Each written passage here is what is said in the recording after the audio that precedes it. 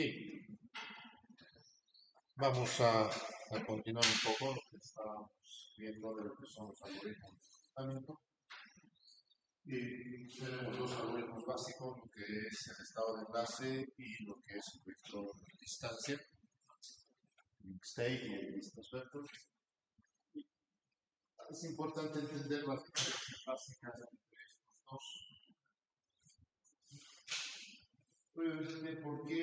Porque si bien los algoritmos los puedo implementar en cualquiera, ¿ya? Se puede implementar diferentes protocolos de enrutamiento en función del algoritmo que esté asociado a ese distancia. Depende mucho de qué características tenga a nivel de software el sistema. Habíamos dicho, el estado de enlace utiliza una complejidad de algoritmos. Por tanto,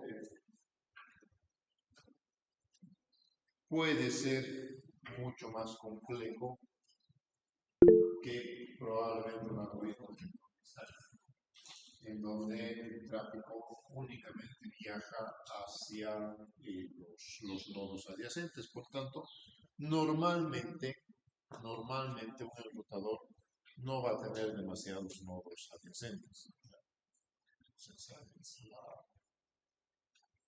Esa es la idea fundamental en el algoritmo de estado de enlace y los algoritmos de vector distancia. Entonces, un algoritmo de vector distancia siempre va a ser mucho mejor cuando la estructura del árbol sea mucho más que en cuestión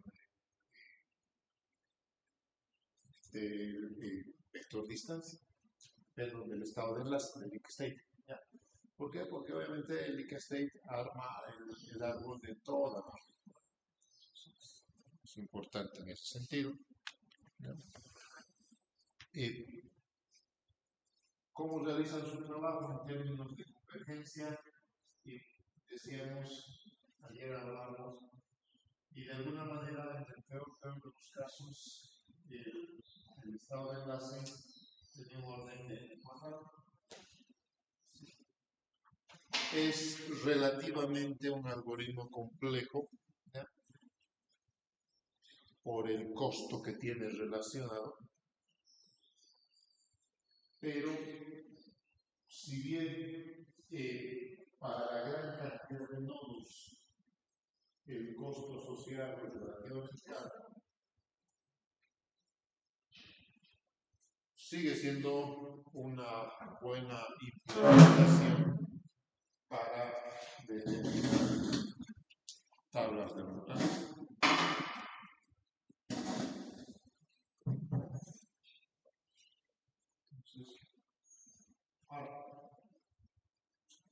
¿Cuál es la desventaja del vector distancia con respecto al estado de enlace? Es que el vector distancia en algún momento puede generar bucles. Es decir, el estado de enlace no genera bucles, no existe el concepto de cuenta al infinito. Es decir, no puede darse el caso de que un paquete empiece a viajar por toda la red sin final. Ese es el concepto de cuenta al infinito. La propagación del vector distancia es mucho más rápida que en estado de enlace, pero no maneja muy bien los cambios de topología. ¿Por qué? Porque en algún momento puede. Cuenta al infinito es básicamente que un nodo genere un ciclo, ¿no? Al momento de realizar su cálculo de la ruta. Sigue siendo el vector distancia, el estado de enlace, un mejor algoritmo. ¿Cuán robustos son los algoritmos?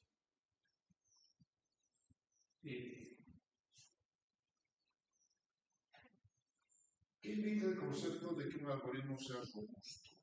¿Qué entienden por el término de robustez? ¿Qué el algoritmo? Ya.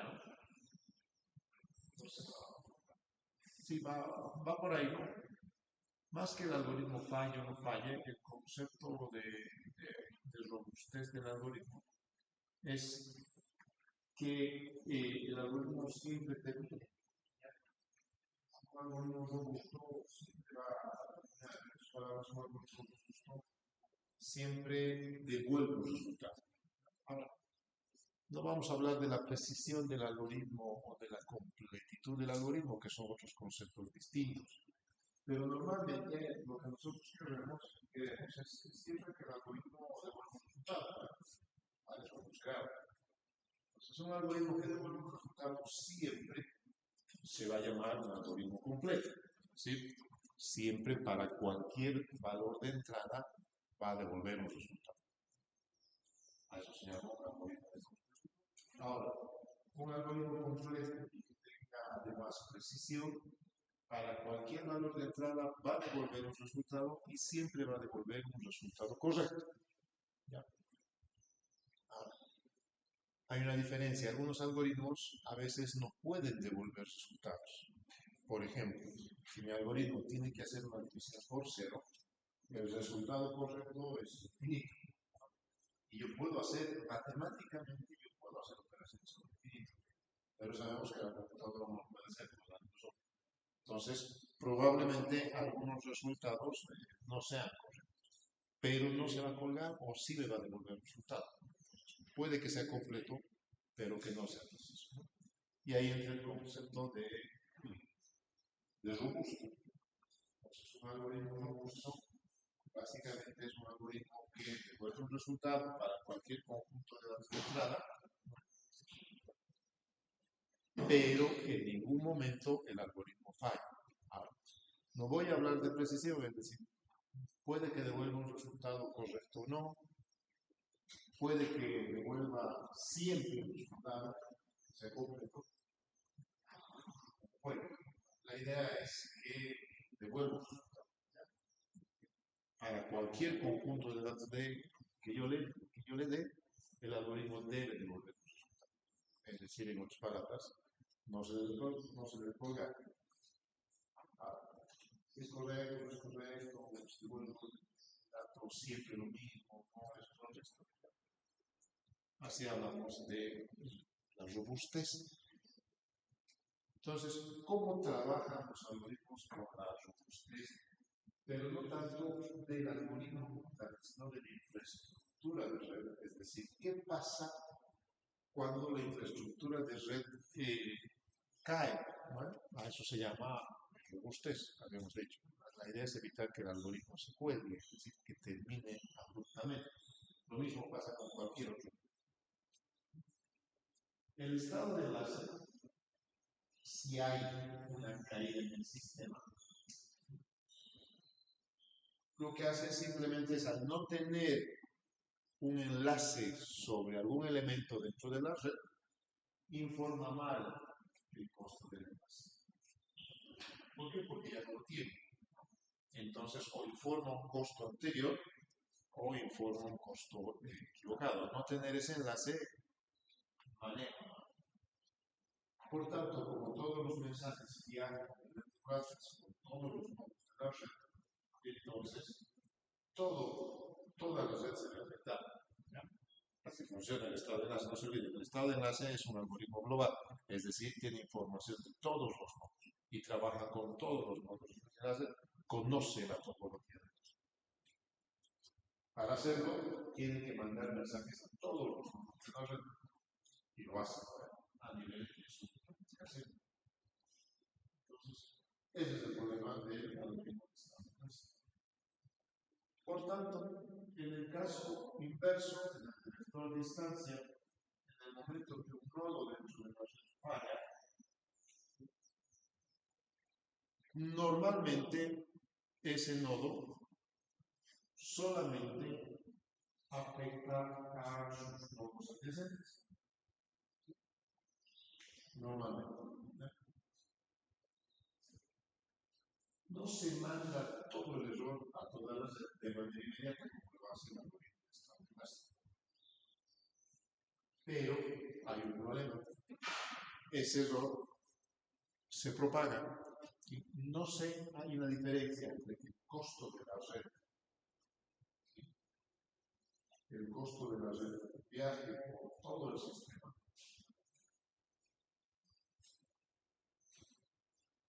Y otro es que el error se propague. Por ejemplo, si yo tengo esta red, tengo esta estructura de árbol, tengo aquí un nodito, tengo aquí un nodo, tengo aquí. Por alguna razón he hecho esa estructura de árbol, le voy a poner un nodo más aquí.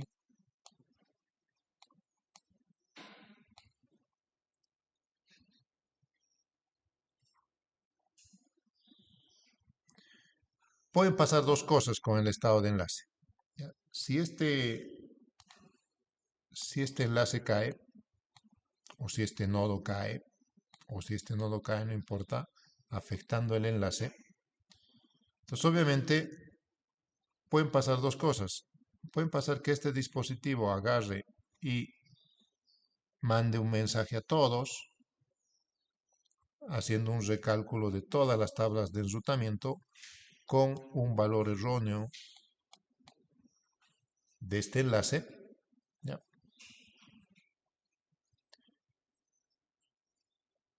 Pero hay una diferencia, ¿no?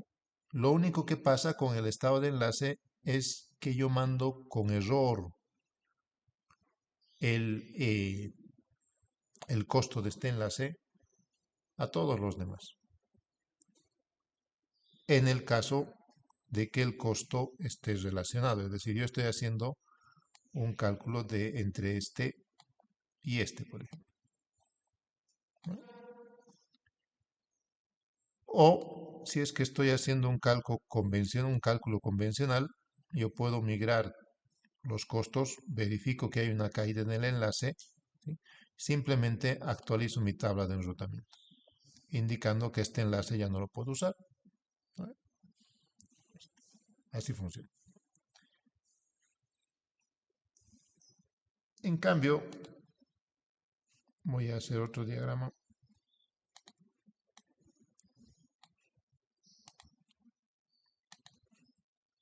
Cuando estoy manejando un algoritmo de vector distancia,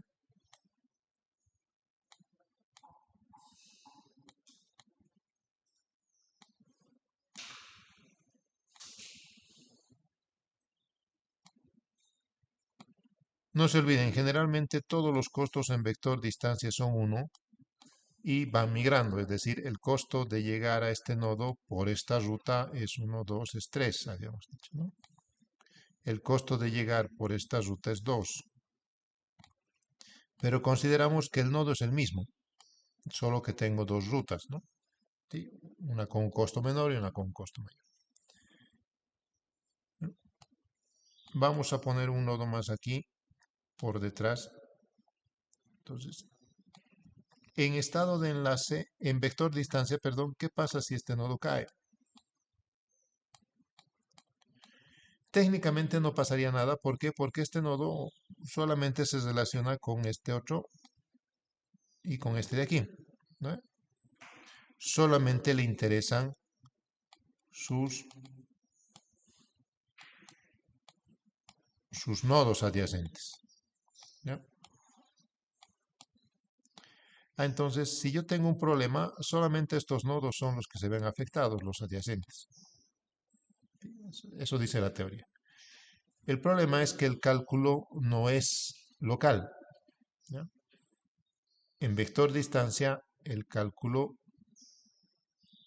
es utilizado por los demás, es decir, este nodo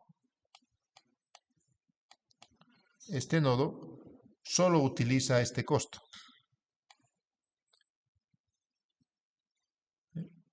Pero para generar el camino, porque en realidad yo genero un camino de DY, necesito el costo de los demás. Entonces, al final, este no se hace problema, define mal el costo a sus adyacentes, porque ha habido un problema, ha habido un error, etc. En vez de decir que tiene un costo de 1, manda un costo de 2, entonces todo eso se propaga. ¿Por qué? Porque aquí al final llega como una suma. ¿Eh? Entonces aquí va, en vez de llegar a 3, aquí va a llegar 4. Por algún error aquí le dice que es 3 y aquí también va a llegar 4. Entonces, al final tengo un problema de error de propagación. ¿Sí? En ambos casos, ninguno administra muy bien la robustez de la infraestructura de red. Es decir, si la red no es robusta y cae o tiene problemas de retardo o tiene problemas de congestión y demás, entonces ninguno de los dos trabaja muy bien.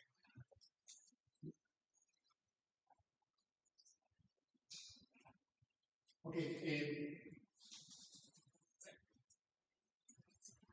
para después del receso, vamos a ver el break a las 9, 10, etc. Quiero que veas.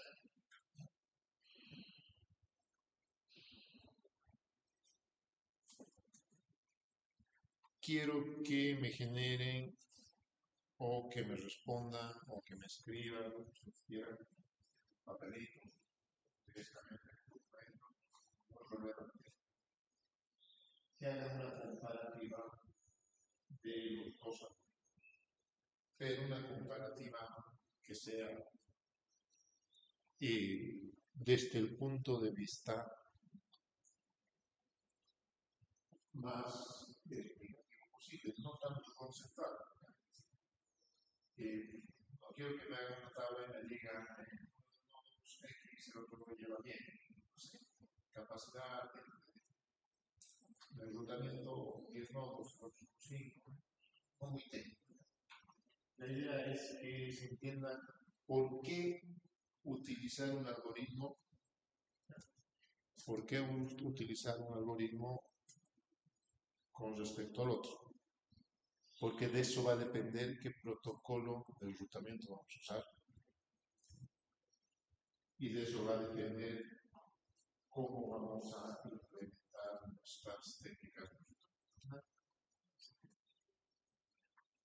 Eso va a ser para después del receso. Voy a colocar en la plataforma igual un enlace, como siempre, ¿no? Para ¿bien? Sí.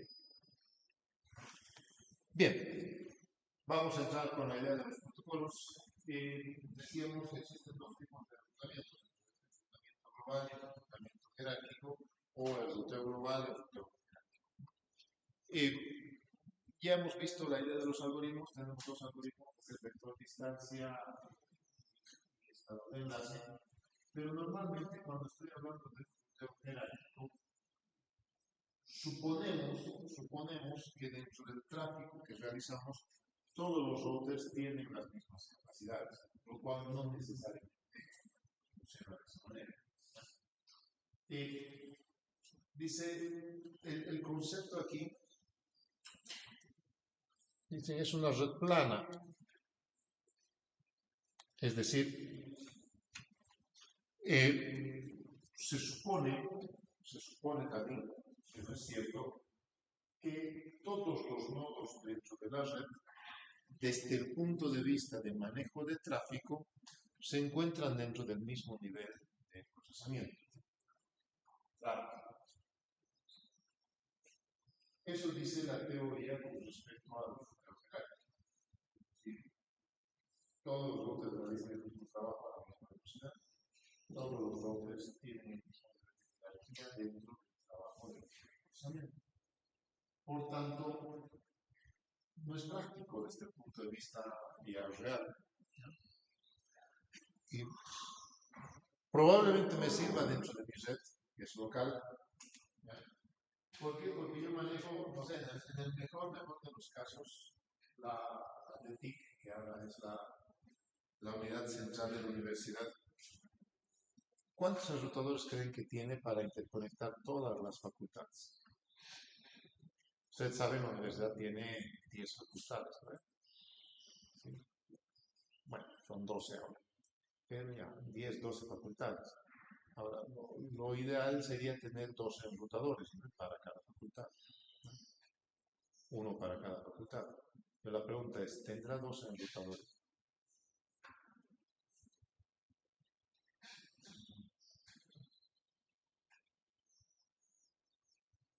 Probablemente sí, probablemente no.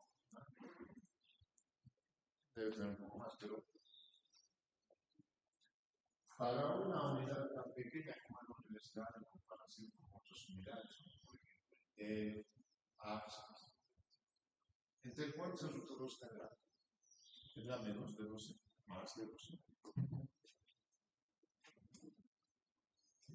Suponiendo que tiene uno por departamento, va a tener 9 solamente. Entonces, estamos hablando de gran cantidad de resultadores cuando ya generalizo el proceso. Habíamos visto la anterior semana que yo quiero llegar a Hotmail o quiero llegar a Google y estoy hablando de 20 resultadores, por lo menos, sin contar los resultadores que están de por medio que no están realizando el trabajo directo. Entonces, hacer esto y considerar todos los routers dentro de la red, eso es lo que hacemos. Entonces, la tabla resulta ser muy grande, mucha memoria, no es relevante, ¿no? ¿Sí? Y por tanto, pasar las tablas de un punto a otro va a congestionar la red. Voy a perder más tiempo en pasar las tablas de enrutamiento que en pasar los datos reales del trabajo.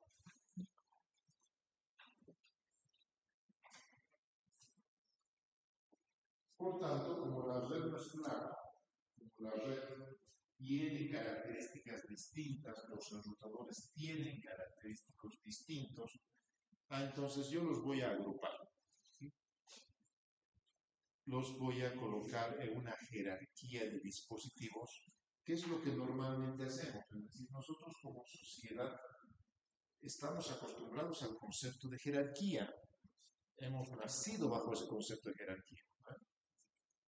Siempre hay una jerarquía a nivel de la sociedad. Por algo en colegio, primaria, secundaria, a algunos de ustedes les han debido hacer su árbol genealógico. Es decir, hay una jerarquía. ¿Sí? Manejamos el concepto de jerarquía y el concepto de jerarquía es natural desde el punto de vista de no solamente de la sociedad, sino de los seres vivos. Todo está basado en el concepto de la jerarquía. ¿En qué me ayuda la lógica de la jerarquía?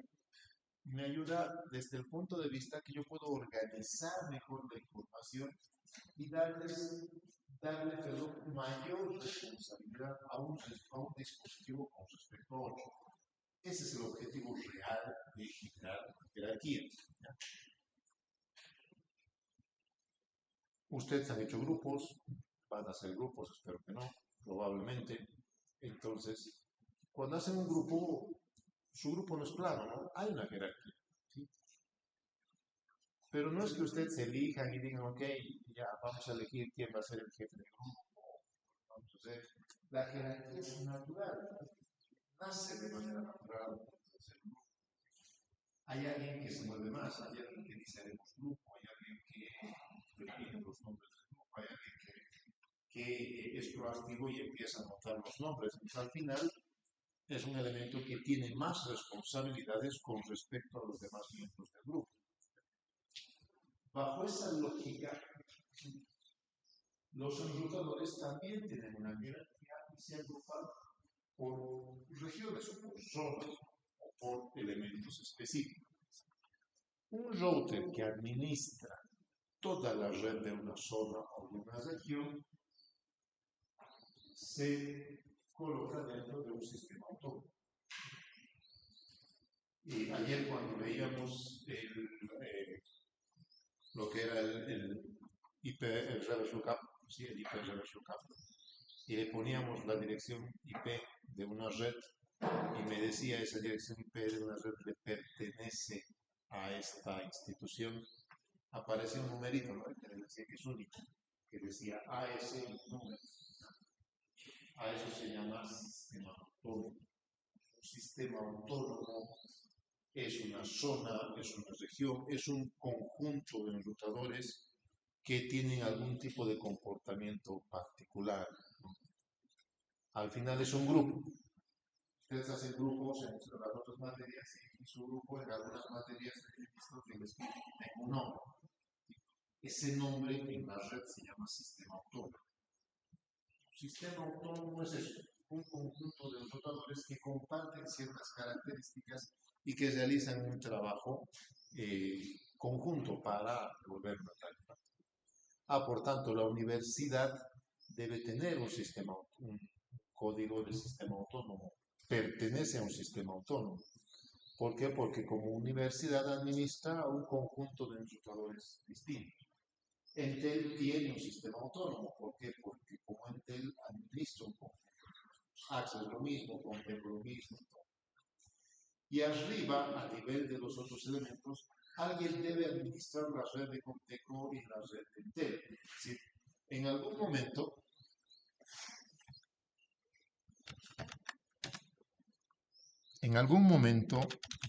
cuando yo hago un tráfico,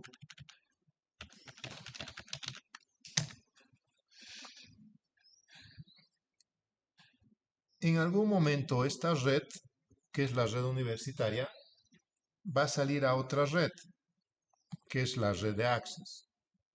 ¿Sí?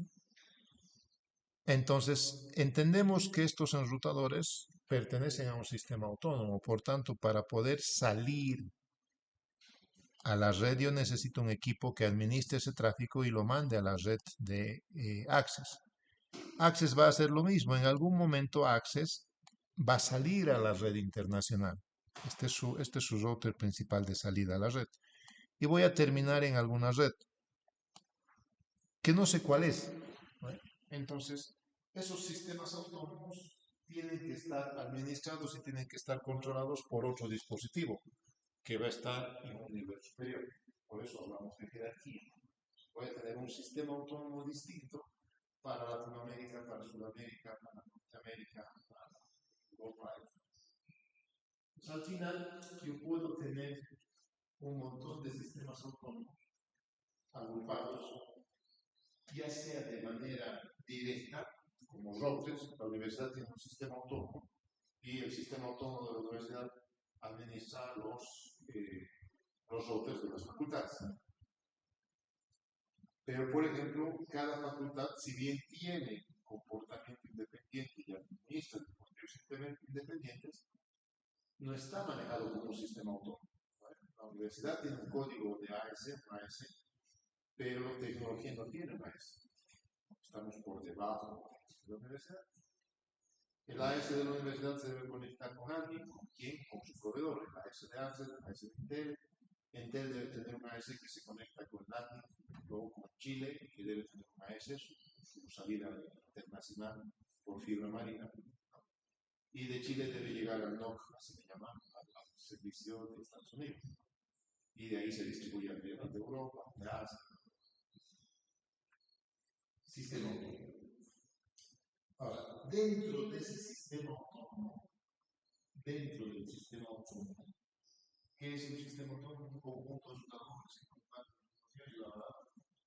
Hay muchos routers que necesitan administrarse a nivel de jerarquía. Es decir, les decía, ok, aquí está la San Simón, aquí está la San Simón,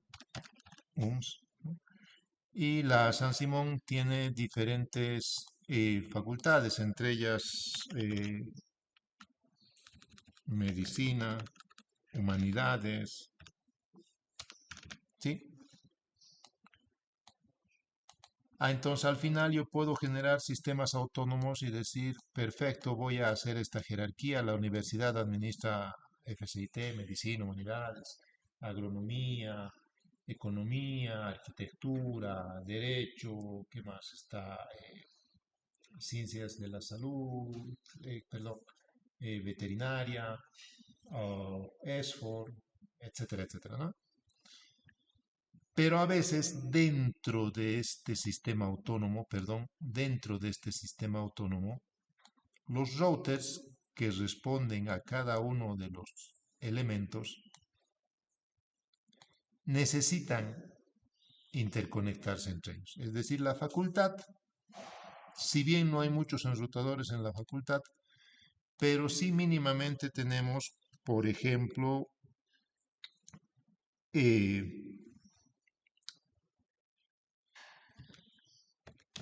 la DICIT, la carrera y algunos otros laboratorios que tienen sus propios enrutadores. Entonces yo necesito administrar una red interna y seguir generando más jerarquía. A veces dentro de ese trabajo yo necesito interconectarme con todos estos. A eso se llama un servicio de intrasistema autónomo. Es un intrasistema autónomo. Un sistema autónomo interno dentro de la región de la organización.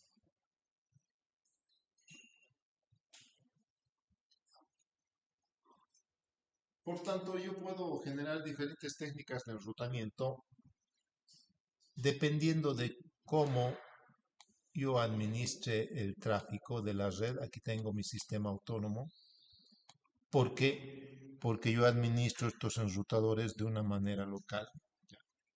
En alguna literatura, en Google, o en alguna inteligencia artificial, cuando colocan el concepto de sistema autónomo, system AS, el Google y algunos libros, algunas referencias bibliográficas les dice un sistema autónomo es un conjunto de enrutadores que tienen administración centralizada o administración local. ¿Sí? Entonces yo puedo tener un sistema autónomo, por ejemplo, Intel. Si hablamos desde este concepto de que un sistema autónomo se agrupa por una región, entonces Intel tendría varios sistemas autónomos, ¿vale? Porque tendría un sistema autónomo para Cochabamba, otro para La Paz, otro para Oruro, y etcétera, etcétera. ¿Por qué? Porque administra varias regiones. Y no solo eso, sino dentro de Cochabamba yo administro regiones, ¿no? Administro, por ejemplo, Cochabamba, sería lo que es Sacaba, Quillacollo, Punata, y todas las provincias de Cochabamba, Cercado, todo más. Y podría dividir más por OTBs, un montón de cosas, pero no es así en la realidad. En la realidad, Intel como Intel es un sistema autónomo, tiene un código de sistema autónomo,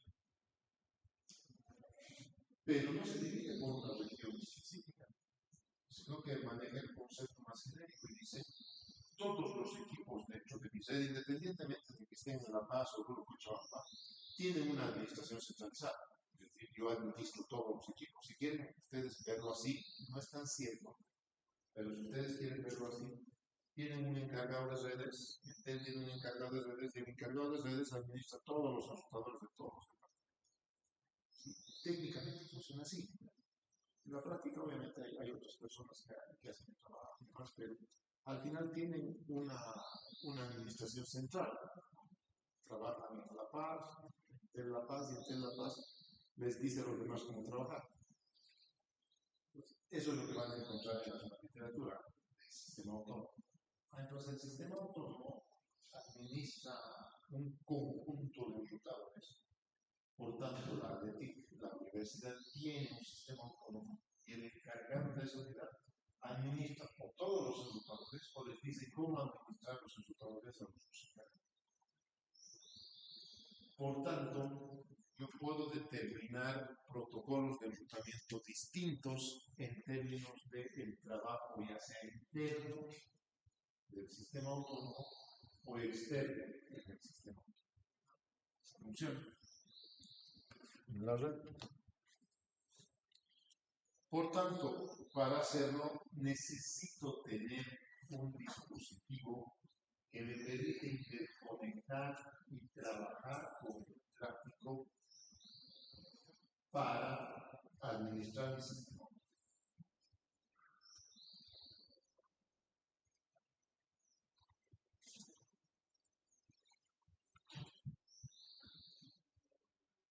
Si yo tengo aquí la red universitaria, nuevamente, solo que ahora lo vamos a hacer a nivel de un routercito.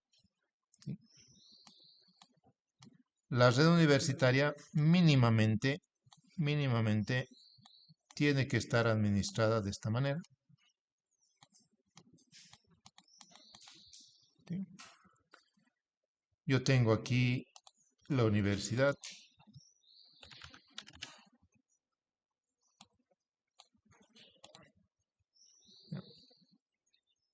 Y por debajo tengo las facultades.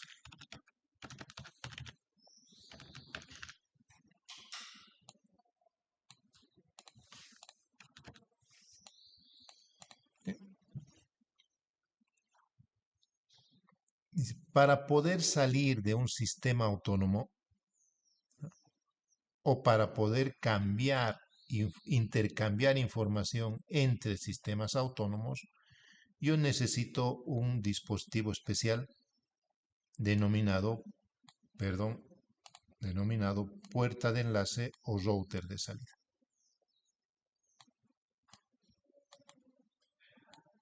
¿Sí? ¿Cuál es la función del router o del gateway de salida de la red? Es obviamente correr protocolos de enrutamiento, generar las tablas de enrutamiento y por tanto determinar cómo va a crear estas tablas de enrutamiento en función de un algoritmo. De alguna manera yo debo salir dentro de lo que es mi red, mi nubecita,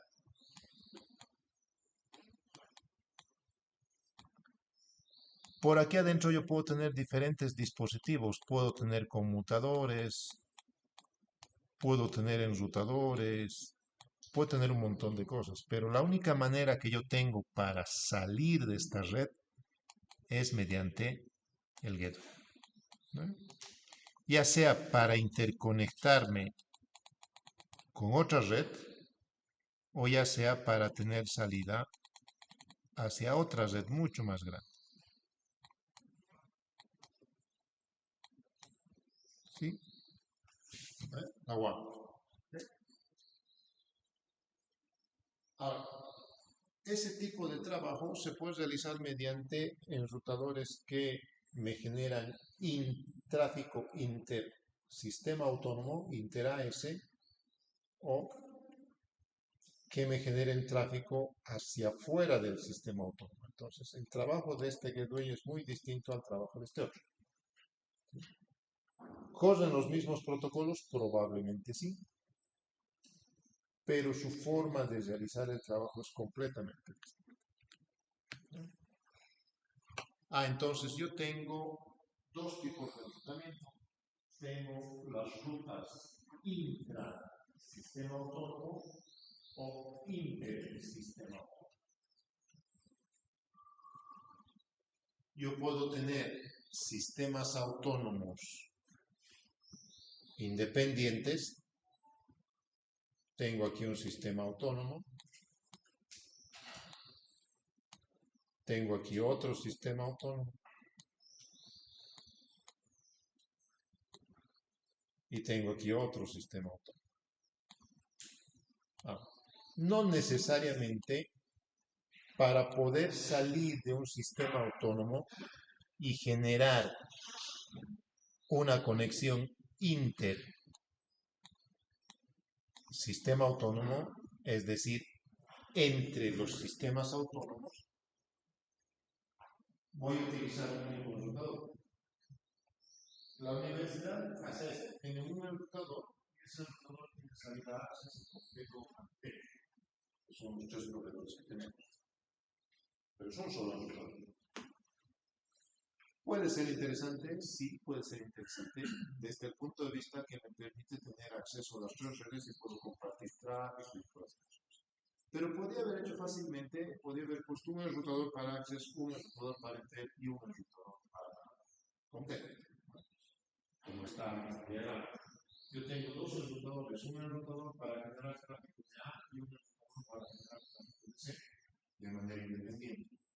Pero los dos pertenecen al mismo sistema autónomo. A esto, al intercambio de paquetes entre enrutadores que de alguna manera se interconectan entre sí, B se interconecta con A se interconecta con B y C se interconecta con A, se le llama inter-AS. y al tráfico que debe viajar entre los elementos del mismo sistema autónomo se le denomina intrasistema autónomo. Entonces tengo el inter-AS y el intra-AS. ¿Qué es lo que teníamos básicamente aquí? ¿No?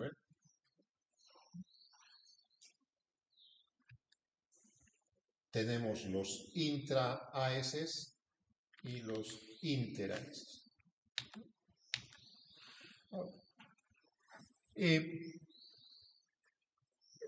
¿Cuál es la idea básica de hacer un ruteo intra o inter? ¿No? Ahí está. Ustedes dirán al final, es un nombrecito, pues igualito, todos rutean de la misma manera. Todos crean una tabla de rutamiento, todos utilizan un algoritmo de rutamiento, todos utilizan un protocolo. Al final, hacen el mismo trabajo. El problema es un poco cómo priorizo y cómo administro la trama a nivel de la capa de red. Un ruteo intra-AS es un poco distinto desde el punto de vista del trabajo y de la prioridad que yo le voy a dar a los paquetes. ¿Por qué? Porque estos paquetes yo los administro. Por tanto, aquí, por ejemplo, aquí,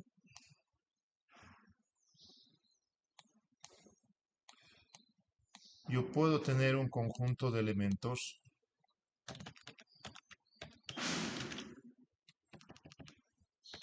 de red privada. ¿Sí? No necesito tener IPs públicas. ¿Por qué? Porque es administración centralizada. Y eso es lo que la universidad me está dando. Si ustedes se fijan, aquí tengo un conjunto de IPs que son de una red privada. Eso ya habíamos visto, ¿no? Toditos son de la red 10. Y la red 10 no es ruteable. Es decir, no se rutea, es una red privada, no está ruteada, más. En algún momento, ese IP privado se convierte en un IP público, un IP ruteable. Ese IP ruteable entra a la red de Access y Access también maneja una red privada. ¿Sí? En algún momento esa su red privada se convierte en una red pública y sale de la red. Fíjense la diferencia. Nosotros aquí a nivel nacional, esto es todo nacional, manejamos todo en términos de redes privadas. Pero a nivel internacional no hay ninguna parte de la red privada. Todos son redes públicas. Y puedo hacer lo mismo con otro dominio.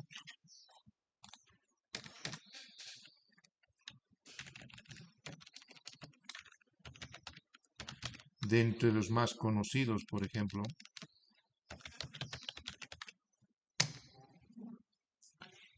Obviamente la trama va a ser la misma hasta la salida internacional, hasta el 200, hasta aquí, hasta el 200, 105 va a ser lo mismo, ¿ya? ¿Sí? Ahí está la espera, va a salir el 67, el 116 y el 100. Tendrían que salir, a no ser que nos estén haciendo balanceo de carga. Sí, pero ese es lo mismo, ¿no? 116, 100 y el 29. A partir de ahí la historia cambia. Yo tengo hasta aquí, que es la red de Access. De ahí sale por el 240, ¿no? Que esa es la red, la salida internacional de Access. Y ya entro a la red administrada. Fíjense, aquí llego a la 227. Esta es su salida en Chile, ¿ya? La fibra marina. Y de ahí ya llego a la 37 y aquí cambia, ¿no? Estamos en la 227. Aquí cambia, ¿no? Entra a otra red. ¿Sí? Esta es la red de Microsoft y esta es la red de Google. La 227. La 176 es Google y la 94 es Microsoft. Pero igual, en el mismo caso que el anterior, este es otro dominio, es un dominio internacional, todo ruteado a nivel de IPs públicas, no hay ninguna IP privada. que administro tráfico. Entonces, ahí es donde entra en juego las responsabilidades. Las responsabilidades de Inter-AS es mucho mayor. ¿Por qué? Porque me debe permitir probablemente hacer nada, no hacer nada, enrutar tráfico, redireccionar tráfico, N cosas, ¿eh? Que yo puedo administrar. ¿Sí? Por tanto, cuando quiero rutar tráfico hacia Internet y quiero dar salida a mis equipos a Internet, obviamente lo voy a hacer en función de dos tipos de servicios. Ahora, es aquí en donde entran en juego los protocolos de enrutamiento. Para administrar un servicio, uno de los equipos de la red debe ser un equipo especial, que es el encargado de hacer salir el tráfico de la red interna hacia afuera. No importa si con un enlace, con dos enlaces. A este equipo particular se le denomina gateway de borde.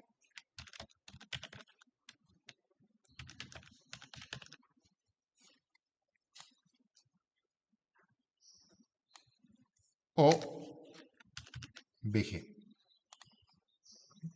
Dice, este dispositivo es un dispositivo que me permite sacar tráfico fuera de la red. Y yo me encuentro en el borde de la red.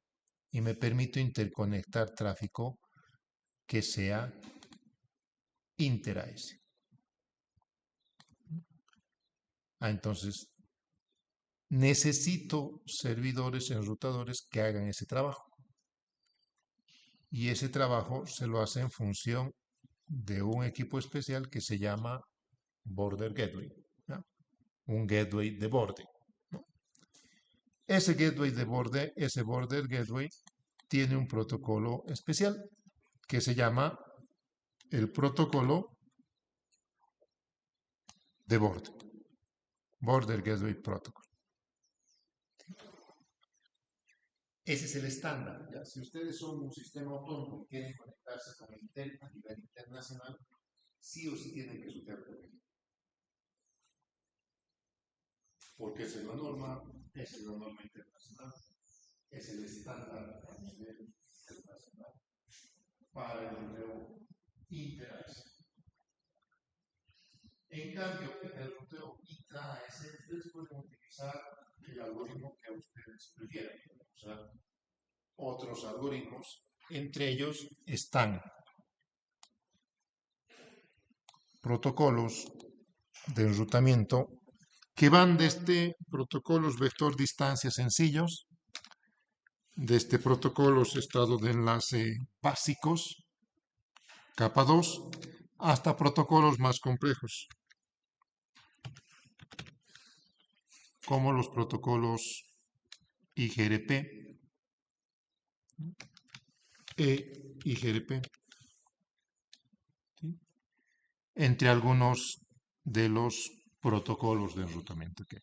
Y obviamente también puedo usar BGP. Puedo usar Internet Protocol,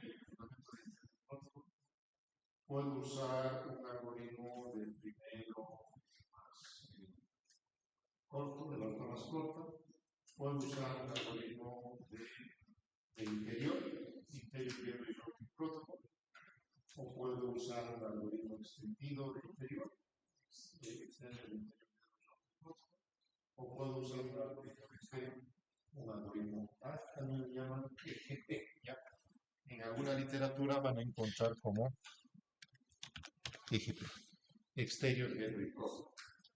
Puedo tener un algoritmo de interior o puedo tener un algoritmo de exterior. Al final no importa qué algoritmo tienes. Sí o sí, yo puedo decidir cómo voy a enrutar mis tráficos. Pero si voy a hacer un tráfico inter-AS, sí o sí, obligatorio, es el protocolo BGP. ¿Ya?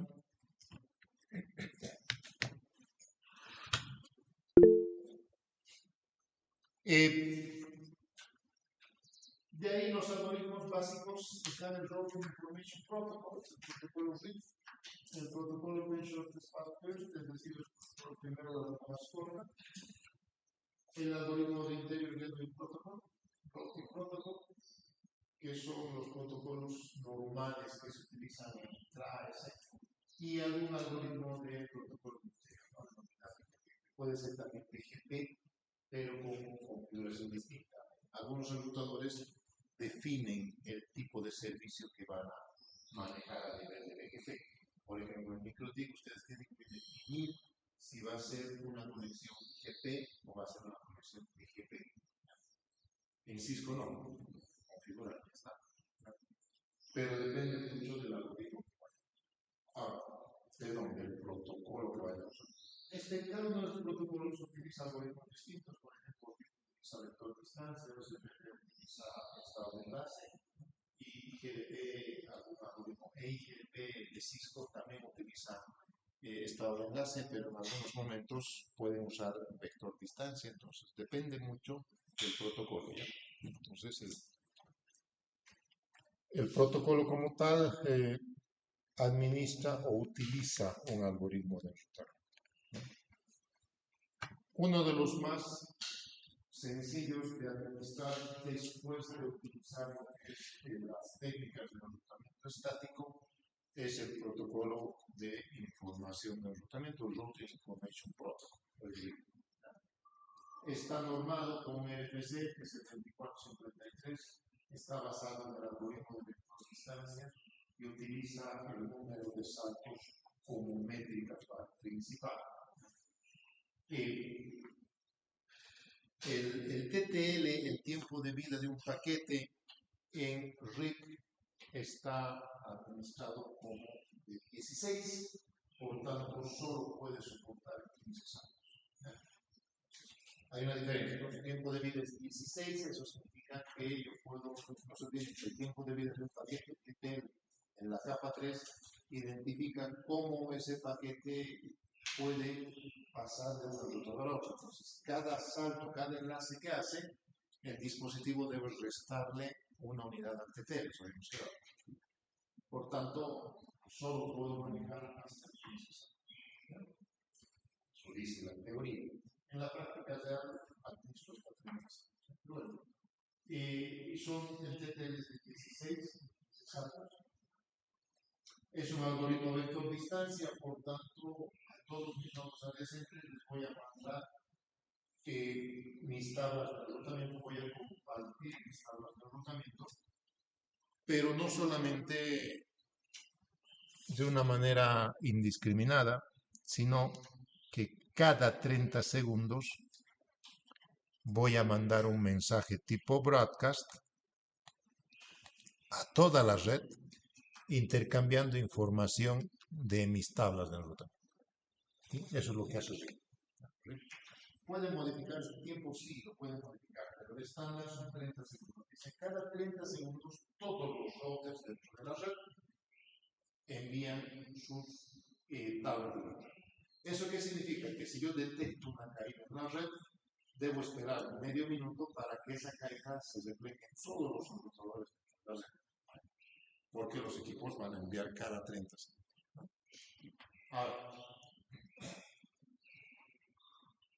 ¿por qué es importante el protocolo? Al ser un protocolo de vector distancia, yo no puedo tener un algoritmo que sea ilimitado y que me permita tener, no sé, 100 nodos, 100 saltos, 100 hops, como quieran. ¿Por qué? Porque si no generaría lo que se llama un control infinito. Es decir, al final el paquete estaría dando vueltas por la red necesaria. Entonces, para ello, lo que se hace es delimitar la cosa. En un RIP solamente puedo generar una comunicación, es decir, puedo mandar un mensaje de comunicación de hasta 25 destinos. Por tanto, si mi tabla de enrutamiento tiene más de 26 filas de configuración, RIP no va a mandar todo, solo va a mandar 25 destinos. Manda 25 destinos cada 30 segundos, únicamente hasta 15 minutos. ¿Sí funciona? Pero si Zip trabaja de esa manera, y al final es un algoritmo interesante o no, es práctico o no. Entonces ahí tienen una respuesta a la pregunta, ¿sí? Lo que les decía, ¿cuál es el problema de los algoritmos vector distancia? Lo que es el conteo al infinito, ¿no? La cuenta al infinito. ¿Sí? ¿Cómo hace RIP para resolver este problema? ¿Sí? Utiliza métricas, dice, no voy a utilizar muchos saltos, ¿sí? Voy a limitar las cosas. Voy a utilizar un algoritmo que se llama Split Horizon, ¿sí? Y básicamente, ¿cuál es la idea? Ahorita vamos a ver un diagrama que el mensaje de difusión no va a volver al router que lo ha enviado, ¿no ve? De manera que no se genere un bucle, un ciclo. ¿Sí? La parte de convergencia, la temporización. La temporización es importante en los algoritmos de enrutamiento, en RIP en particular, perdón. ¿Sí? Dice, normalmente les decía, cuando yo manejo capa 3, la capa 3 no es sincronizada, yo no sincronizo las capas de capa 3. Por tanto, necesariamente no sincronizo los tiempos de soporte y de manejo de las tablas de enrutamiento. La teoría dice que envía cada 30 segundos mensajes, pero esos mensajes de difusión no están sincronizados. Por tanto, yo lo que tengo que hacer es ver más o menos bajo qué condiciones yo puedo enviar mis tramas dentro de la misma red. No se olviden que en el momento que yo active el RIP, a partir de ese momento, cada 30 segundos me pongo a hacer el paquete. Puede ser interesante si es que mi red, mi topología de red cambia muy frecuentemente o mi topología de red no es robusta. ¿A qué me refiero? Si ustedes trabajan en alguna institución en la parte de red, muy poco probable que su red caiga una vez al día. Que su router se arruine, que su router falle, o que Intel caiga. Es muy poco probable. ¿Hay caídas en el sistema? Sí, hay caídas en el sistema. Pero es muy poco frecuente, digamos, en la mayoría de las instituciones. Ok, de nosotros la energía relativamente es estable, ¿no? Pero, por ejemplo, en la zona del oriente, en poblaciones, su energía hasta hace unos 6 años, 7 años, no era estable, porque no era energía de la red primaria, era energía 10, energía subvencionada, ¿no? Entonces, es complicado el proceso. Si yo no tengo la capacidad de administrar esa energía en los IPPs y sistemas de almacenamiento de energía y demás, pues al final tengo un problema, porque la energía se cortaba una vez al día. No eran cortes como aquí, ¿no? De 10 segundos, 20 segundos, 5 minutos. Son cortes de media hora, una hora. Para ese tipo de entornos, esto sí es importante. Entonces yo cada 30 segundos voy a echar mis tablas de enrutamiento. ¿Por qué? Porque tengo un corte de 25 segundos, por tanto, mis routers se cayeron, mis routers se cayeron. Tengo que ejecutar todo eso. Pero en redes más robustas, no pasa eso, ¿no? Yo conozco equipos que han estado prendidos por años y nunca se han apagado, y nunca les han cambiado un cable, nunca los han desconectado de la red, nada. Siguen prendidos 6 años. Y ni siquiera han tocado la configuración. Hay muchos equipos cuando se desenchan a trabajar. Es por cuestiones de la de las organizaciones de las empresas, a veces ni les dejan tocar la configuración, porque pues esto se va a arruinar. Puede ser cierto dependiendo de sus capacidades técnicas, pero en la práctica no funciona de esa manera.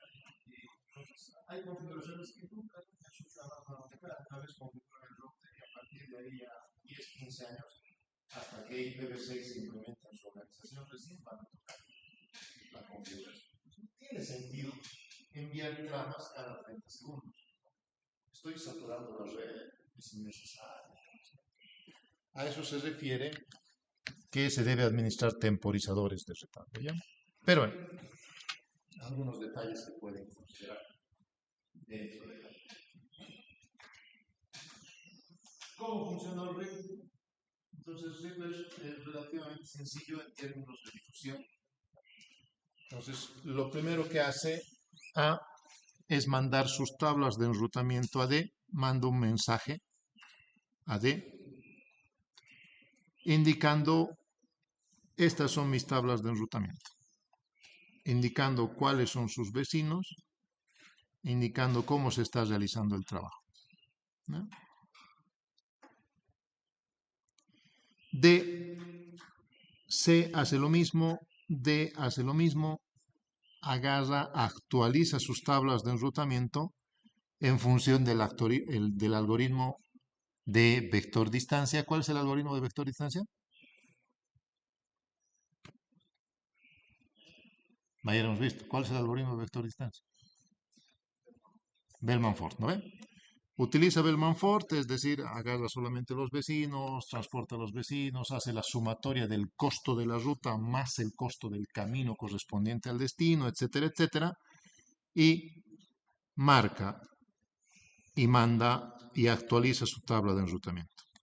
Dice, para A, para llegar a W, tengo una ruta directa, para llegar a X tengo una ruta directa, para llegar a C tengo una ruta específica.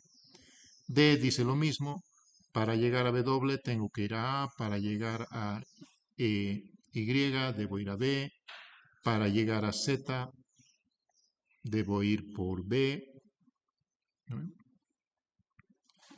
Pero también puedo ir por A, ¿por qué? Porque A también llega a Z, ¿no?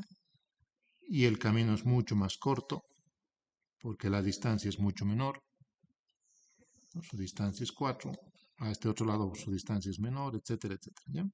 ¿Sí? Por B su distancia es 7, por C su distancia es 4, es mucho menor y demás. Todo esto viaja por la red. Cada 30 segundos A envía un mensaje con sus tablas de enrutamiento a todos sus vecinos, a D, a C. D, cada 30 segundos, hace sus cálculos en función del algoritmo Bellman-Ford, actualiza su tabla de enrutamiento y envía sus tablas de enrutamientos a todos sus vecinos, a B y a todos los demás. Así funciona RIP. Ahora, ¿cuál es la idea de este proceso? Como yo no necesito identificar cuáles son físicamente mis vecinos, es decir, no me interesa saber si D está en la red 10 o está en la red 192. No es relevante la red. ¿Por qué? Porque al final lo único que yo hago es mandar un paquete de difusión. ¿Sí? Agarro una trama oral y lo mando a la red.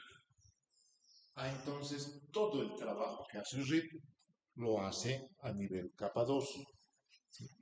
Todo esto viaja por capa 2.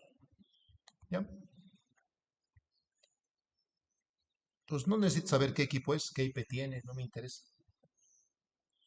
Mando una trama a todos mis adyacentes, conozco quiénes están conectados a mi red. ¿Por qué? Porque a nivel de capa de enlace yo sé quiénes están conectados. Y les mando un paquete. Ahora, ¿cuál es el problema? El problema es qué pasa ¿Qué pasa si es que yo tengo un router que está conectado a Internet y está conectado a dos routers internos y a mí se me ocurre hacer RIP aquí?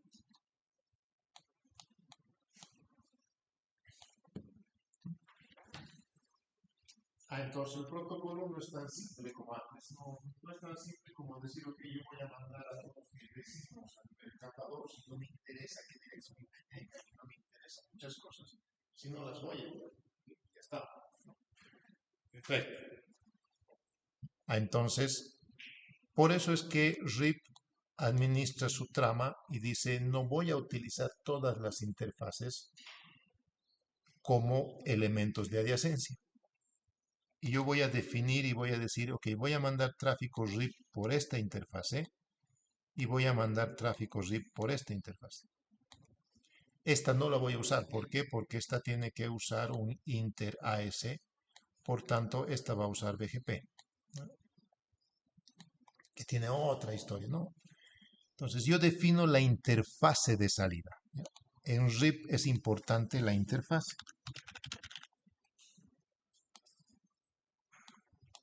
Yo necesito definir por dónde voy a hacer esta interfase activa RIP.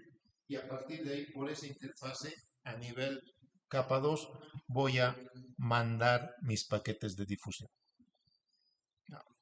No se olviden, los algoritmos de vector distancia, RIP como tal, tiene dos etapas. El vector distancia tiene dos etapas. La primera etapa es la etapa de administración de las tablas de enrutamiento y la segunda etapa es la etapa de propagación, decimos, ¿no? Yo tengo que agarrar ese paquete y tengo que mandarlo. Una cosa es sacar el paquete. Por ejemplo, a ver,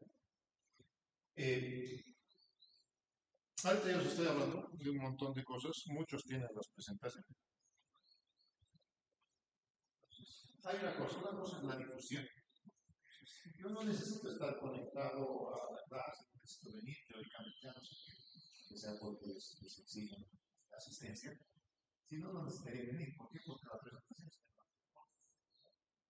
la puede leer. ¿No? A eso se llama difusión.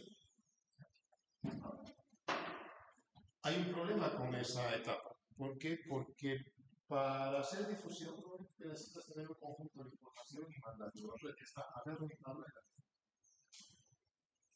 Pero hay otra parte, que es la parte de propagar la información. La parte de propagación está relacionada a que yo tengo la presentación, ¿sí? Pero un 80%, 70% quizás del tiempo hablo de algunas otras cosas que no están en la presentación, ¿vale? Pero que tienen relación con la presentación. Entonces al final yo no genero difusión, yo no agarro la presentación y la leo, sino agarro información y en función de esa información yo decido qué información se las voy a pasar. Entonces, yo voy a empezar a propagar información. Entonces, para propagar información yo necesito saber cómo y a quiénes le voy a mandar información. No es lo mismo que yo agarre esta presentación y se las haga a chicos que están saliendo del colegio, por ejemplo, y que quieren usar sistemas informáticos, electrónicas y que necesitan saber de eso, que se las explique a ustedes, que son ya estudiantes de sistemas informática y electrónica, que ya deberían tener conocimientos básicos de otros conceptos adicionales dentro de. Entonces, la forma en que yo voy a propagar la información es distinta. Difundirla no hay problema, yo la pongo en la internet, la publico, pongo una grabación y se las mando ya. Si ustedes entienden bien, se entienden bien, no me interesa. Pero el proceso de propagación involucra conocer exactamente cuáles son las limitaciones, las características del que va a recibir. Entonces, esas dos etapas son importantes. RIP agarra la tabla y la difunde. Para eso, ¿qué necesita saber? Necesita saber su medio de difusión. Esta interfase va a recibir tramas y esta no. Por tanto, por esta no voy a enviar paquetes. A estas dos les voy a enviar paquetes. Pero ¿cómo propaga la información? ¿Cómo hace su trabajo en realidad? Por eso es que cuando ustedes configuran RIP, vamos a configurar un rato más, yo necesito decirle qué redes o a qué redes voy a distribuir. ¿Por qué? Porque aquí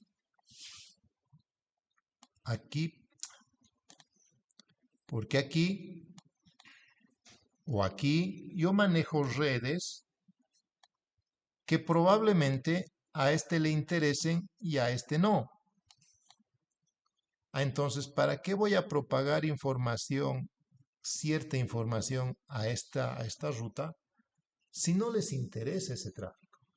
¿Puedo mandar paquetes RIP? Sí, pero no necesariamente les voy a mandar toda la información a todas las redes que están por detrás de este equipo. Por eso es que cuando ustedes configuren el Cisco, particularmente RIP, ustedes tienen que decir en qué interfaz van a habilitar y tienen que darle un network. ¿Qué redes van a propagar? ¿O a qué redes van a propagar? Después vamos a ver con más detalle esa parte. Pero así funciona RIP. Por tanto, como yo estoy enviando tramas a nivel capa 2, estoy enviando paquetes a nivel capa 2 por capa de enlace, ¿no? Estoy mandando tramas directamente al medio de acceso, estoy mandando tramas al medio. Esa trama puede tener un problema. Si esa trama se puede perder, puede haber un problema, puede completar, no se puede caer el sistema. ¿Cómo RIP se recupera de fallo? ¿Qué pasa si ese mensaje no llega al destino? ¿Qué hago? Envío paquetes cada 30 segundos, pero esos paquetes nunca llegan al destino porque el enlace ha caído. RIP trabaja de una manera no sincronizada, pero coordinada entre sus nodos. Por tanto, si después de 180 segundos RIP ve que uno de sus vecinos configurados a nivel de la interfaz, es decir, este que es su vecino adyacente por esta interfaz y este otro que es su vecino, no envía paquetes durante 180 segundos, se asume que el vecino ha caído o ha caído. O sea, hay un problema. ¿Qué hago? Como el vecino ha caído, borro todas las rutas de mi sistema, todas las rutas que estaban relacionadas a mi sistema. Por ejemplo, ha caído este enlace, ha caído C. Entonces, esta ruta que estaba saliendo por C se elimina y se elimina en este caso si cae A, esta ruta se elimina, esta ruta se elimina porque toditas salían por A, ¿no? Eso es lo primero que hace. Invalida todo. Fíjense que aquí dice invalida las rutas. Las rutas pueden tener estados, tienen estados. Las rutas pueden ser en un estado de conexión, un estado válido, un estado inválido, un estado no definido. Las rutas tienen estados. Una ruta inválida no se considera en el sistema, pero sigue formando parte del sistema. Después vamos a ver eso. Entonces, la ruta se invalida la ruta, se comunica a todos los demás que ha habido un problema con esa ruta, a todos mis otros vecinos les mando un mensaje de difusión y les digo que tengo un problema, instala la ruta total. Y por tanto, todos los vecinos tienen que recalcular su ruta. ¿Por qué? Porque probablemente ese enrutador formaba parte de sus tablas, ¿no? Como en este caso, ¿sí? Ha caído, D detecta el cambio, C detecta la caída, D detecta la caída, D tenía otras rutas que iban hacia A, C tenía otras rutas que iban hacia A, etc. Entonces, todos deben informar que alimenta. A partir de ahí, toda esa información se propaga, pero se propaga solamente a los elementos básicos. Y para evitar que haya una cuenta al infinito, es decir, que el paquete vaya dando vueltas todo el tiempo por todos los dispositivos, se utiliza una técnica especial. Depende mucho de la técnica que vayamos a usar para. Por tanto, RIP a nivel capa 3 coloca un nuevo encabezado.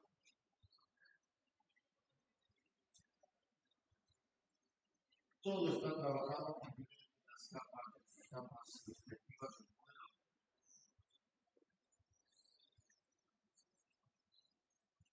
Y se aumenta dentro de la capa de red, se aumenta o se manda un paquete UDP especial con toda la tabla completa, la mando a nivel de una trama UDP. Utilizo obviamente la capa 4 y demás, la capa de aplicación, pero a nivel de la capa de red, lo único que hago es generar un nuevo paquete con la tabla de enrutamiento como dato. Así funciona RIP.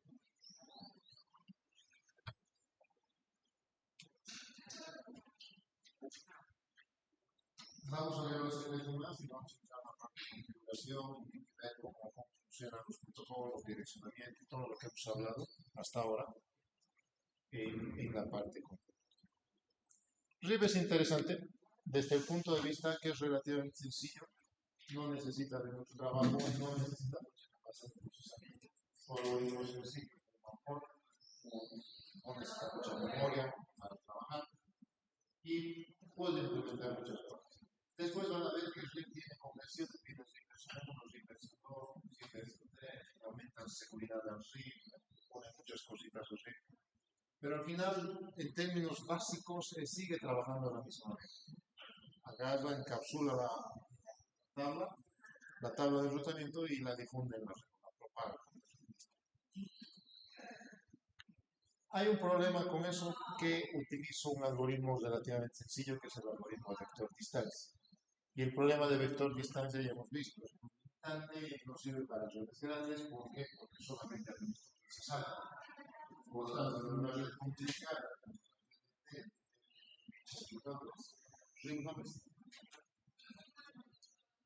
RIP solo me sirve si es que yo tengo únicamente máximo 15 computadores dentro de mi red que quiero administrar por RIP. Si yo tengo más de 15 ya no me sirve. Porque eso dice, no, solo soporta 15 saltos. Es host. Perfecto, entonces para eso que hago utilizo otra técnica de enrutamiento que se llama OSPF. Primero la transporta Open Source Partition. Es un estándar, como su nombre indica, abierto de código abierto, por eso se llama OSPF Open. Cualquiera puede utilizar el código, está patentado, está servicio en particular. A diferencia de la norma RIP, que es la de 1953, OSPF es la norma es un algoritmo específico de estado de enlace, por tanto, maneja muchas más métricas que RIP. RIP solo maneja el salto, OSPF no. Necesito determinar el costo de mi enlace para poder trabajar. ¿Por qué? Porque voy a utilizar un algoritmo de Dijkstra y Dijkstra trabaja con un costo especial y las rutas o los enlaces deben tener un costo diferencial. En RIP no, en RIP el costo del enlace es exacto, la cantidad de enlaces que hay en este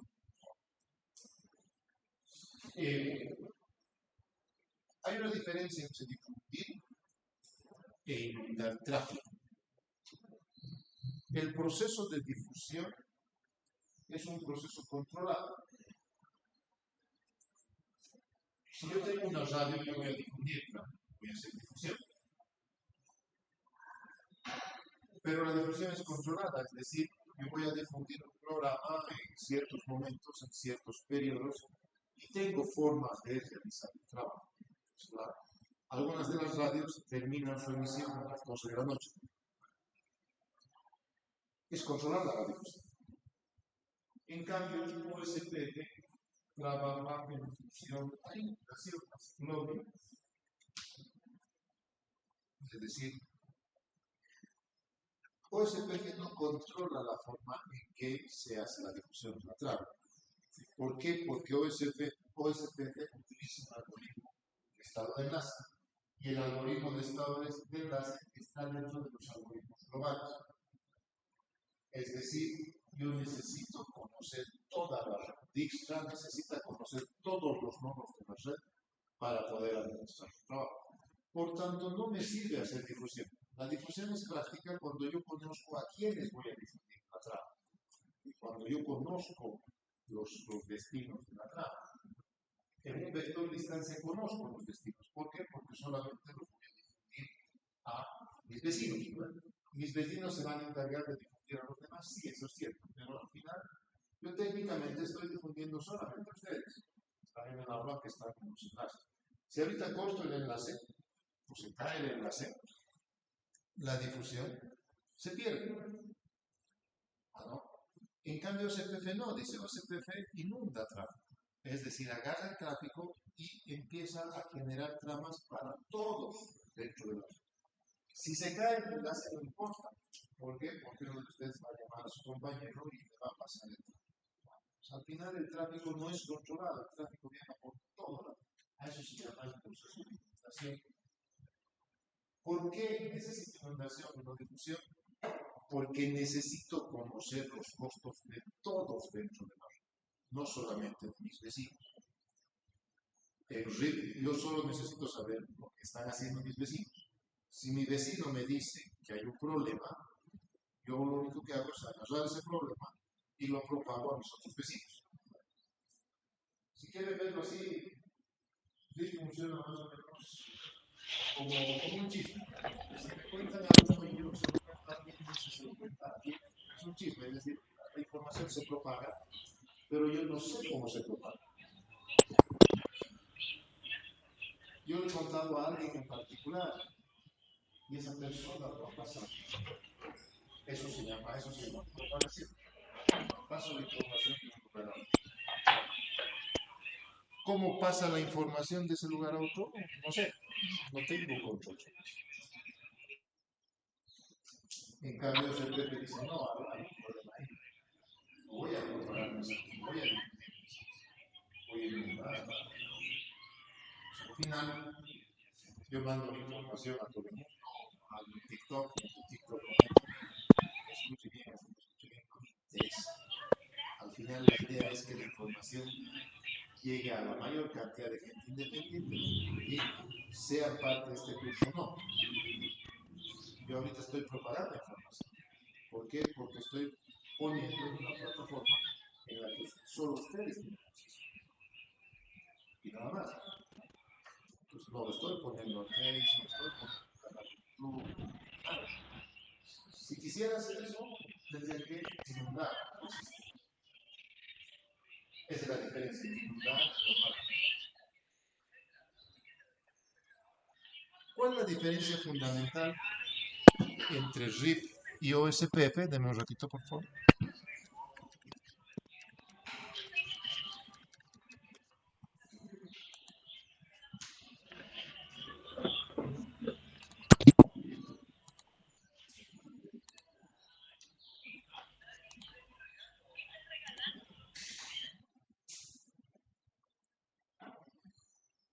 Ahora sí. ¿Sí? ¿Cuál es la diferencia básica? Es que el RIP utiliza la capa 4 del modelo, es decir, manda un paquete por UDP. Encapsula una trama en un paquete UDP y lo manda por la red. Yo creo un nuevo paquete con las tablas de alojamiento UDP y lo mando. OSPF no. OSPF encapsula su trama directamente en el UDP. Es decir, RIP requiere de la capa 4, necesita la capa 4 para trabajar. OSPF no. OSPF encapsula su trama directamente en capa 3. ¿Por qué? Porque la capa 3 maneja el protocolo de transporte, que es uno de los protocolos más importantes de capa 3. Por tanto, directamente lo encapsula. No se olviden, el protocolo IP en su encabezado tiene algunas tramas que eran especiales, o dentro de la trama de datos, o dentro de la trama desde cero, IP. Se encapsula directamente, lo pongo dentro del encabezado IP. ¿No? Por tanto, es mucho mejor, es más interesante, tiene algunas características adicionales con respecto a hace básicamente lo mismo que comparte información de las tablas de funcionamiento, las maneja con sus vecinos, sí, las maneja también con sus vecinos, pero de una manera más, menos controlada del libro. Maneja mucho mejor la parte de seguridad del mensaje. ¿Por qué? Porque al estar viajando por capa 3, los mensajes ya pueden ir con autenticación. En UDP no. En UDP estoy mandando una trama plana, y si quiero autenticar, ponerle seguridad a la trama, tengo que usar un protocolo de seguridad adicional. Puede ser IPsec o algún otro protocolo de seguridad que haya sobre la capa 4. En cambio, aquí no, los paquetes están autenticados, los mensajes de RIP que están viajando por IP, por tanto ya conozco de dónde llegan y hacia dónde van. ¿Qué es lo que puede pasar con RIP, por ejemplo? Que al estar en capa 4, al ser parte de la capa 4 del modelo de parte de transporte, al meter una trama UDP, yo puedo colocar un encabezado distinto, es decir, el origen es este y el destino es este, que puede ser muy distinto al origen real de la trama. El paquete de RIP puede viajar de esa manera. En IP no, la comunicación ya está establecida a nivel de IP, ya tengo origen y destino, por tanto, lo único que ya tengo autenticado el proceso. Es como, por ejemplo, si ustedes contratan un taxi, pónganse que tiene algún pariente, hermano, hermana, a la que le quieren enviar a su colegio todos los días, entonces contratan los servicios de un taxi. Por elementos de seguridad, normalmente lo que vamos a hacer es contratar a una persona con un nombre específico, que conozco, etcétera, etcétera, ¿no? Que viene en una movilidad específica y demás. Entonces, IP hace eso, IP identifica y dice que este es el auto, tiene esta placa, este es el chofer y lo conozco. Por tanto, él siempre va a venir a recoger. ¿Vale? Si no dice eso, dice yo voy a contratar una empresa de taxis, voy a llamar a una empresa de taxis y le voy a decir, mándenme un móvil para llamarlo a esta aplicación. Yo no sé, pueden mandarme el mismo taxi todos los días, como puede que me llegue un taxi. Esa es la diferencia entre un paquete autenticado y un paquete. OSPF tiene autenticado la trama. OSPF es multienlace, es decir, trabaja a nivel de múltiples enlaces. ¿A qué me refiero con eso? Hace rato les decía, aquí tengo mi router tiene 3 enlaces.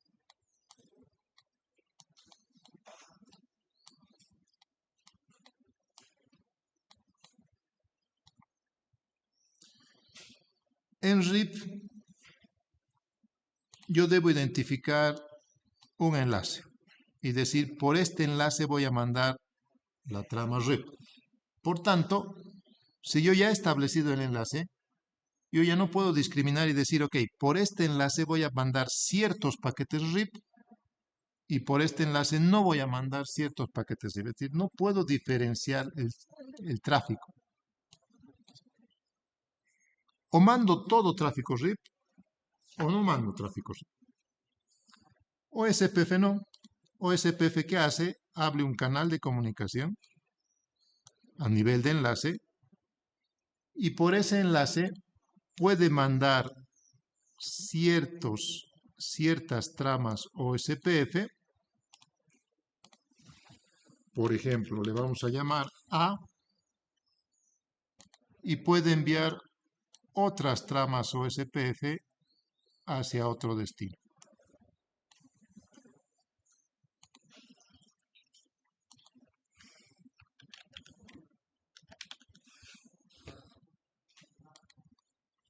Es decir, estos dos nodos pueden intercambiar distinto tipo de tráfico OSPF, que puede ir a distintos destinos, lo cual no es posible con RIP. Si yo tengo un enlace entre dos nodos, tengo una adyacencia, estos dos van a compartir todo el tráfico RIP. Me sirva o no me sirva, ¿no? Aquí no, aquí yo puedo decir, este tráfico SPF mandáselo a este lado, mandáselo a este router, y este tráfico SPF mandáselo a este otro, sobre el mismo enlace entre dos dispositivos, ¿no? A eso se refiere múltiples enlaces, ¿no? Soporta unicast, multicast, ya hemos hablado de eso.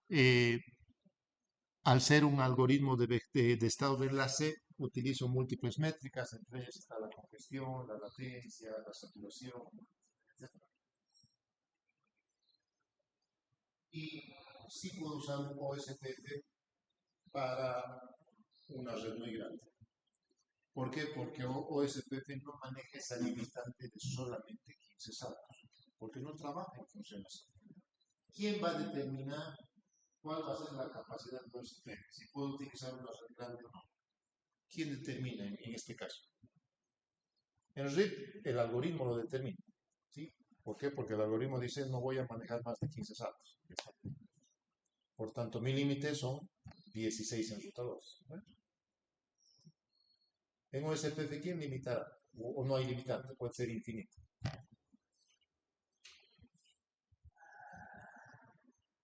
¿Puede utilizarse para grandes organizaciones? Sí. Intel puede utilizar, sí. ¿Por qué? Porque tiene 20 enrutadores. Puede utilizar OSPF. Pero, ¿creen que se puede limitar OSPF? ¿Qué limitará OSPF?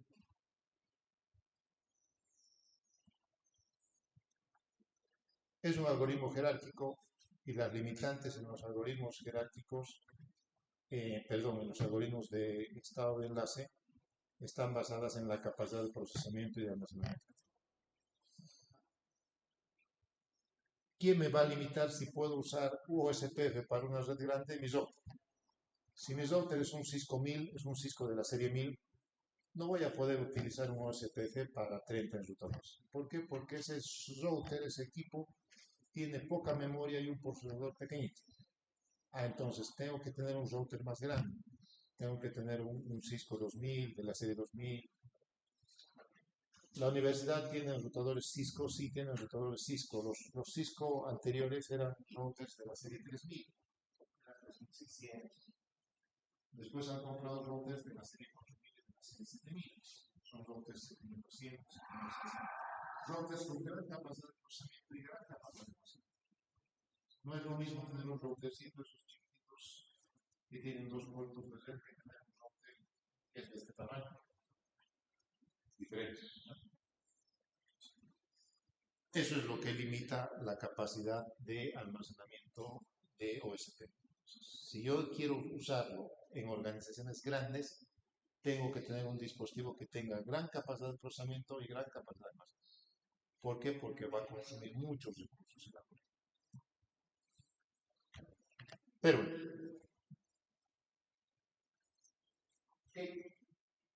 como OSPF maneja múltiples enlaces, ¿sí?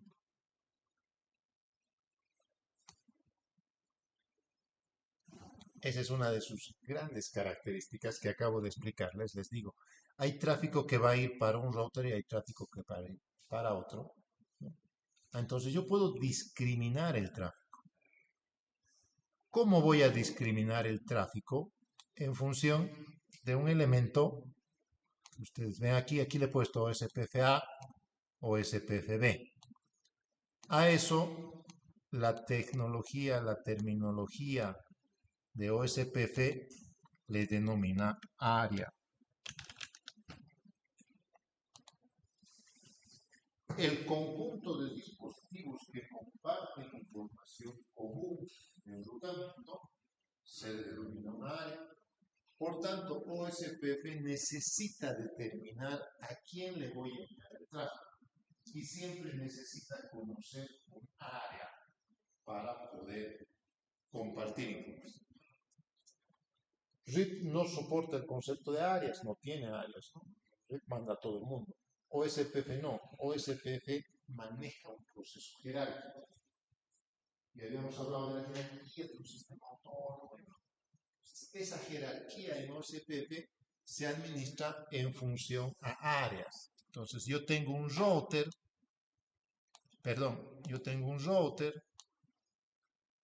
que administra a contabilidad. Esto es la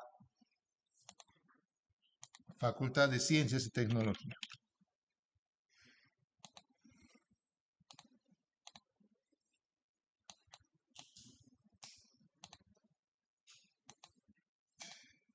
¿Sí?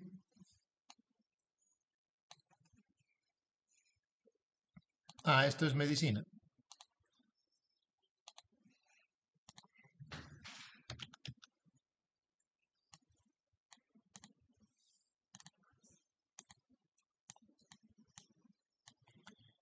Y así voy administrando el tráfico en función a ciertas características particulares. A esto le voy a poner área. Este es el área 1, este es el área, este es el área 2, este es el área 3.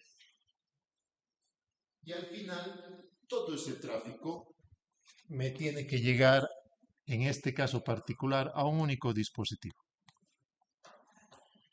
Aquí no hay problema. ¿Por qué? Porque este equipo administra todo su tráfico, administra el área 3. Vamos a ir a ¿cuál? A este equipo. ¿Sí?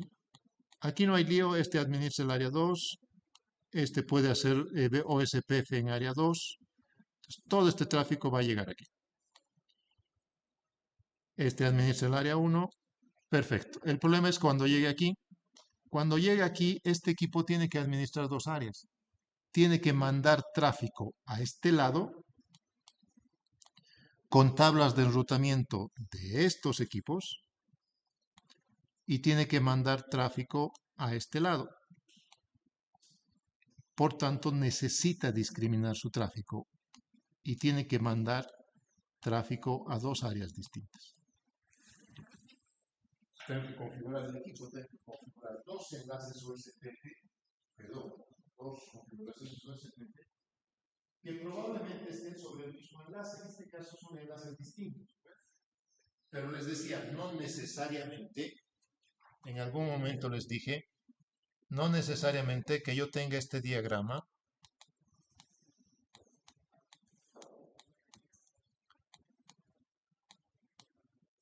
significa que este enrutador tenga dos tarjetas de red, ¿no ve? ¿Quién va a determinar si tiene dos tarjetas de red o una? Eso hemos hablado cuando empecé a hablar de la topología. ¿Quién va a determinar si tiene dos tarjetas de red? Hemos hablado también de estos días.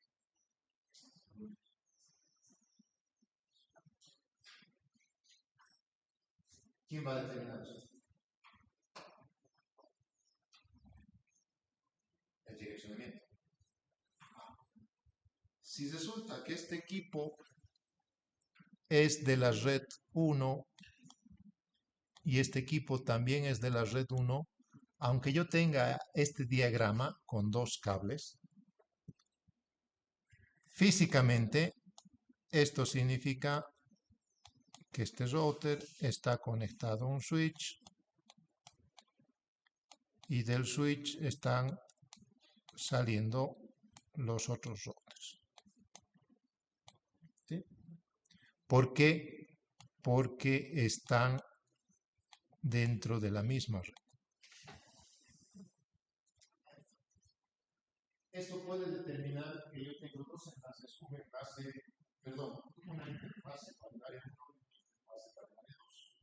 O puedes representar esto, que tengo una única red con una única interfase pero mandando tráfico hacia el área 1 y mandando tráfico hacia el área 2. Pero están compartiendo el enlace, ¿no? Están sobre la misma interfaz, comparten capa 2. Aquí no, la capa 2 está diferenciada. Aquí la capa 2 está compartida. No puedo hacer eso, eso ya hemos visto. El direccionamiento no se puede colocar los mismos segmentos de red en dos interfaces distintas. Eso ya hemos hablado a nivel de direccionamiento. Por tanto, si mi diagrama coloca esto en la red 192.168.1.0.24 y este 192.168.1.0.24, significa que están en la misma red. Por tanto, su diagrama físico es este. Diagrama lógico es este. ¿Sí? Así funciona la idea de OSPF. Entonces, OSPF soporta jerarquías en función de sus áreas y me permite controlar y administrar de manera independiente el tráfico que yo voy a mandar desde un punto a otro. La jerarquía puede ser de diferentes niveles, pero normalmente siempre voy a manejar dos niveles, es decir, un nivel de área local y un nivel de área denominada backbone o un nivel de área de enlace de borde.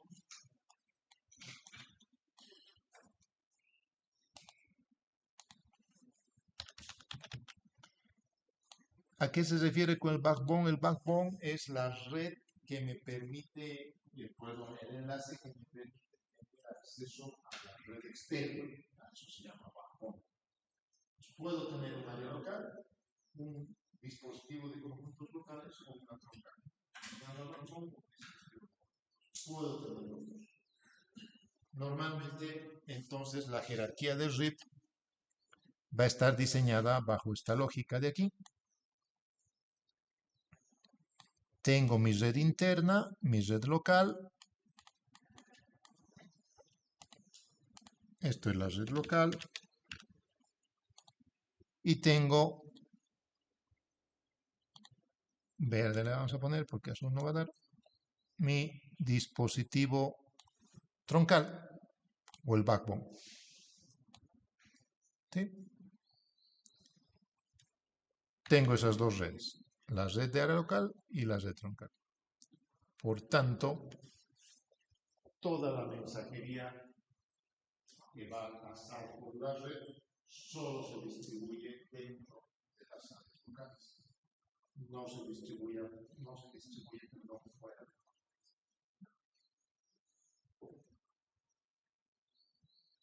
Por tanto, como utilizo un algoritmo de estado de enlace, y el algoritmo de estado de enlace utiliza algoritmo tipo Dijkstra, y Dijkstra es un algoritmo denominado DFS, primero la ruta más corta, es un algoritmo tipo de primero la ruta más corta, entonces lo que siempre voy a distribuir es la ruta más corta hacia las distintas redes dentro de otras áreas del sistema.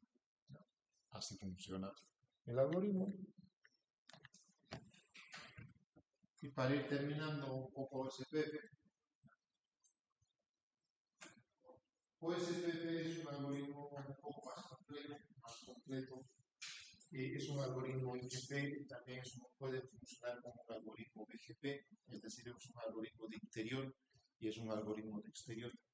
Entonces, tengo routers que son de interior o interior gateways que solo administran tráfico de mi área. Aquí, por ejemplo, tengo routers, voy a hacer mi red, aquí está mi red. Esta mi red administra 5 routers. Tengo aquí mi red.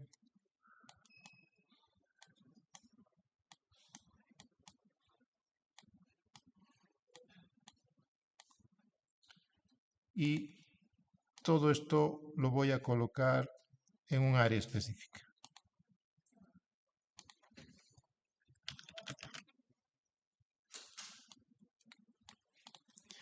Entonces yo tengo routers internos, routers que están dentro de la red, que son de la red local, que son dentro del área. Por tanto, lo único que hacen es intercambiar tráfico entre ellos. ¿Ya? A estos equipos se le llaman IGs o routers internos, Interior Gateways.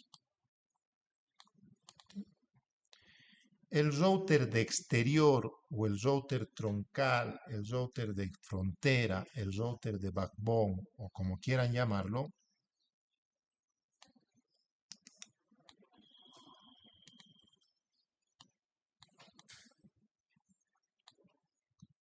que normalmente se lo conoce como router de borde, el BG, el Border Gateway,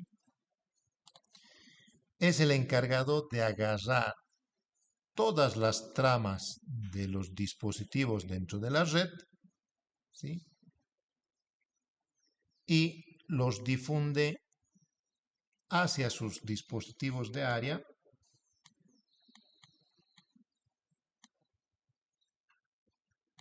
¿sí? Pero también los publica hacia afuera. ¿Sí?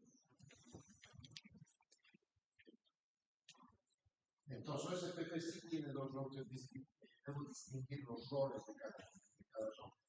Puedo tener routers de interior o routers de exterior. Routers IGs, interior gateways y routers de borde.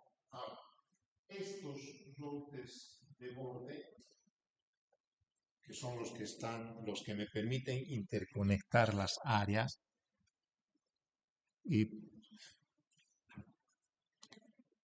puedo tener y puedo administrarlos de una manera más global.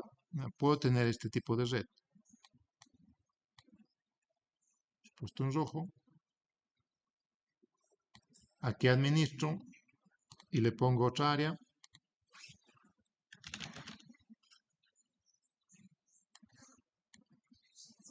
Tengo mis routers de interior, mis IGs, tengo mi BG. Los BGs se encargan de administrar tráfico de la red, de su área, y intentan compartir routers con otros routers de frontera. ¿Ya? Y de ahí entran los routers troncales. Entonces, uno de estos es el que me da salida a Internet. Supónganse que este es el que me está dando salida a Internet. Entonces, este es un router de frontera, pero este, al darme acceso a la WAN, este equipo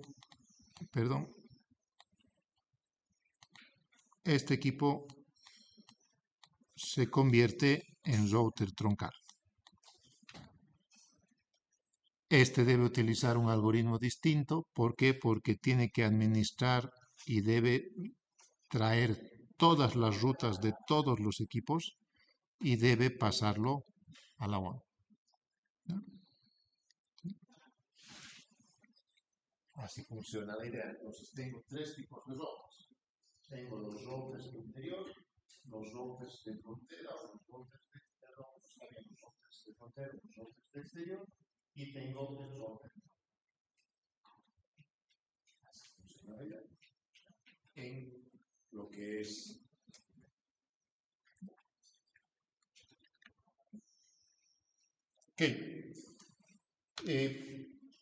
vamos a terminar aquí. No se olviden de que a la vuelta me tienen que entregar este trabajito. ¿Ya? Vean más o menos cómo ver, cómo hacer. Ahorita lo voy a publicar yo en la plataforma, una tarea para que lo suban los que están en línea y los que están aquí en presencial en una hojita escrita. ¿Ya? Ok, nos vemos en un rato más entonces.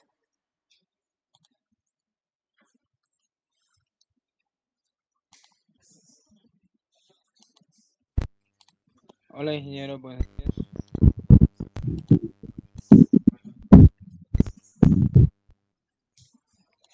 Hola,